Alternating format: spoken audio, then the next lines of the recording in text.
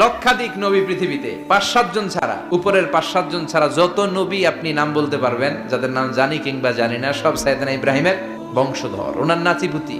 ওনার আল্লাহ 86 বছর বয়সে দিলেন সাইয়েদনা ইসমাইল আলাইহিস সালামকে। ওনার বয়স যখন 100 তখন দিলেন সাইয়েদনা ইসহাক আলাইহিস সালামকে। দুর্ভাগ্যজনক হলেও সত্য, ইসমাইলের চেনে কোনো নবী আল্লাহ দেন নাই, কোনো নবী নাই।